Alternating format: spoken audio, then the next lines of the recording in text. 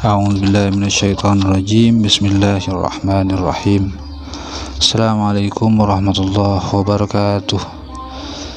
Bismillah walhamdulillah wassalatu wassalamu ala rasulillah wa alihi wa sahbihi wa man tabi'a sunnatahu wa jama'atah. Asyhadu an la ilaha illallah wa asyhadu anna Muhammadan abduhu wa rasuluh. Qala al-mu'allif rahimahullah wa nafa'ana bihi wa ulumihi wa amadana bi asrarih. Kita lanjutkan pembacaan Qurratul Ain. Sebagaimana kita sudah sampai pada syarat sholat yang kelima di halaman 52. Wa khamisuha adapun yang kelima dari beberapa syarat sholat, istiqbalul kiblati ialah menghadap kiblat. Jadi harus menghadap kiblat kalau sholat.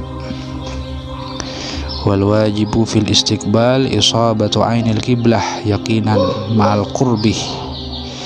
Jadi yang wajib di dalam menghadap kiblat itu ialah menyampaikan ainil kiblah, menghadapkan dada kita kepada arah kiblat dengan yakin, ma'al qurbi disertai dengan mendekatkan diri kepada Allah.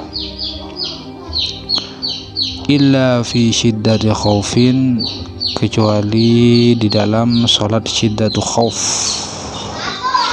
kecuali di dalam salat syiddati khauf. Wa naflin dan wa nafli safarin dan salat sunnah perjalanan mubahin yang diwenangkan, maka tidak harus menghadap kiblat kalau dalam salat syiddatu khauf. Praktek salat syiddatu khauf itu salat dalam peperangan, fi qitalin jaizin, maka fayusalli kaifa amkanah, sholatnya itu sesuai dengan kemampuannya. Nanti di belakang ada prakteknya ini. Terus juga wadafli safarin, sholat sunnah perjalanan mubahin yang diwenangkan. Sholat sunnah perjalanan, sholat sunnah dalam perjalanan yang diwenangkan, tidak harus menghadap kiblat. Perjalanan yang tidak dilarang oleh syara maksudnya. Wa ala masyin, begitu juga wa ala masyin, dan wajib atas orang yang sedang berjalan kaki, itmamu ruku'in, menyempurnakan ruku', wa sujudin dan sujud, wastiqbalun dan menghadap kiblat, fihima di dalam ruku' dan sujud. Ini bagi orang yang sholat dalam keadaan jalan kaki dalam perjalanan. Ketika ruku dan sujud harus disempurnakan, diam jangan berjalan, dan harus sempurna menghadap kiblat. Begitu juga wa fi taharrumin, di saat takbiratul ihram harus menghadap kiblat. Faslun, satu fasal, arkanus sholati. Adapun beberapa rukun sholat ialah pertama niyatun, ialah niat. Jadi kalau sholat harus niat, ini rukun ini. Fayajibu, rukun sholat ini ada 14, bija'li tuma'ninah al-arba' ruknan wahidan. Fayajibu, maka wajib fiha di dalam niat tersebut qasdu fi'liha, kehendak untuk melakukan sholat. Harus ada kehendak dalam niat tersebut bahwa akan melaksanakan sholat. Wa ta'yinuha, dan di dalam niat harus ada ta'yin, penentuan terhadap sholat. Walau naflan, meskipun yang dilakukan adalah sholat sunnah, harus ada penentuan. Wa niyatu fardin, dan di dalam niat harus ada penentuan melakukan fardu, kewajiban, fihi di dalam apa yang akan dibuat itu, pernyataan terhadap fardu, hukum wajib, fihi di dalam apa yang dia perbuat. Contoh, ka usolli fardhu zuhri, seperti lafaz usolli, seperti pernyataan niat usolli fardhu zuhri. Usolli, aku sholat, aku akan sholat fardhu zuhri, dengan berupa sholat wajib zuhur, fardu zuhur. Jadi harus ada pernyataan fardu. Wa sunnah, dan disunnahkan idhofatun, menyandarkan. Di dalam niat harus ada idhofah, penyandaran. Sunnah ya, bukan harus, sunnah, penyandaran ilallahi, terhadap Allah. Jadi di belakangnya itu harus ada lillahi ta'ala. Wa ta'arrudun, dan di dalam niat itu harus ada sunnah ya, sunnah ya, bukan harus. Sunnah ta'arud, menyatakan liadain, bahwa yang akan dilaksanakan itu adalah ada, au qada'in atau qada'. Salat itu kan ada salat ada salat qada'. Maka dalam niat itu harus dinyatakan apakah itu masuk kategori ada atau qada'. Qada' itu salat hutang. Kalau ada, pelaksanaan salat tepat pada waktunya. Kalau qada' bukan pada waktunya, seperti membayar hutang salat.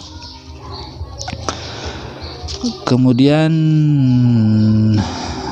wal istiqbalin, sunnah menyatakan dalam niat pernyataan istiqbal, menghadap kiblat. Jadi mustaqbilal kiblati dalam niat. Usolli fardhu zuhri arba rakaatin adaan mustaqbilal kiblati, pernyataan bahwa dirinya menghadap kiblat. Wa adadi rakaatin, sunnah pernyataan bilangan rakaat, menyatakan apa bilangan rakaat yang akan dilaksanakan. Sholli fardhu zuhri arba'ah, ini 4 rakaat, arba'ah rakaatin, penyebutan pernyataan terhadap banyaknya bilangan sholat yang akan dikerjakan. Dan juga wanutkin bimanwiyin, sunnah lagi menyatakan, melafatkan niat sebelum takbiratul ihram. Wanutkin bimanwiyin, jadi sebelum takbiratul ihram dilafatkan niatnya, sunnah. Usolli fardhu zuhri arba rakaatin adaan mustaqbil kiblati lillahi ta'ala. Yang wajib niat itu kan bersamaan dengan takbiratul ihram, dan tempatnya niat itu di hati ya. Sebelum takbiratul ihram itu sunnah dilafatkan, untuk agar nanti ketika takbiratul ihram hudur, niatnya hadir di dalam hati. Wa takbiru taharrumin, kemudian takbiru taharrumin, yang kedua dari rukun salat ialah takbiratul ihram. Jadi wajib ini kalau rukun yang kedua, ini rukun salat. Pertama niat, yang kedua takbiratul ihram, takbiru taharrumin. Allahu akbar. Makrunan, bersamaan bihi, dengan takbiratul ihram, an-niyatu, apa niat. Jadi niat bersamaan dengan takbiratul ihram, hudur dalam hati. Allahu akbar. Wa yata'ayyanu Allahu akbar, dan wajib melafatkan Allahu akbar, wajib Allahu akbar dalam takbiratul ihram itu. Wa yajibu, dan wajib isma'uhu, memperdengarkan lafaz takbiratul ihram nafsahu, pada dirinya sendiri. Jadi di saat takbir minimal ya dirinya sendiri itu harus dengar, jangan bisi-bisi, wajib ini. Kasa iri ruknin qaulin, begitu juga rukun qauli yang lain, sekiranya dirinya mendengar. Wa sunnah jasmu ra'ihi, dan sunnah menetapkan roknya takbiratul ihram. Allahu akbar. Wa raf'u kaffaihi, dan sunnah mengangkat kedua telapak tangan musolli di saat takbiratul ihram, sunnah diangkat. Allah, telapak tangannya diangkat, hadwa mangkibaihi, sekiranya nanti lurus pada kedua bahu, ma'a taharrumin, beserta dengan takbiratul ihram. Allahu akbar.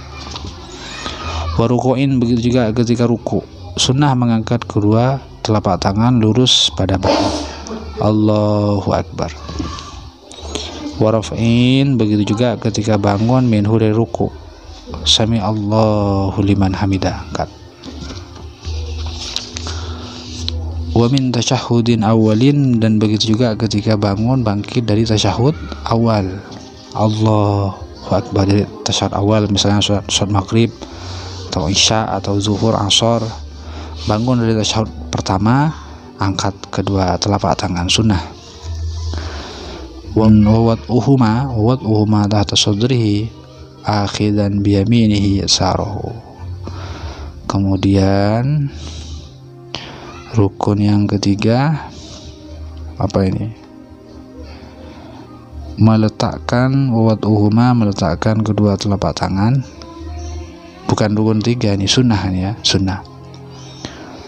Wad'uhuma, dan sunnah meletakkan kedua telapak tangan tahta sadrihi akhidan biyaminihi, dengan kondisi tangan kanan itu memegang yasarahu terhadap tangan yang kiri, memegang pergelangan tangan yang kiri begini. Ini sunnah ini, di atas, di bawah dada, tahta sadrihi, di bawah dada. Wa qiyamu qadirin, oh ini rukun yang keberapa ini? Yang ketiga. Wa qiyamu qadirin, bagi yang mampu wajib berdiri, fi fardin, dalam melaksanakan salat fardu. Wali ajizin, dan bagi orang yang lemah, syaqqa alaihi qiyamun, dia itu lemah kalau salat berdiri, wajib salatun qa'idan, melaksanakan salat dengan keadaan duduk. Salatun qa'idan, salat dalam keadaan duduk, itu wajib bagi orang yang lemah, yang tidak bisa berdiri. Kamu tanaffilin, begitu juga bagi orang yang melaksanakan salat sunnah, boleh, nggak apa-apa, salat dalam keadaan duduk kalau tidak mampu berdiri.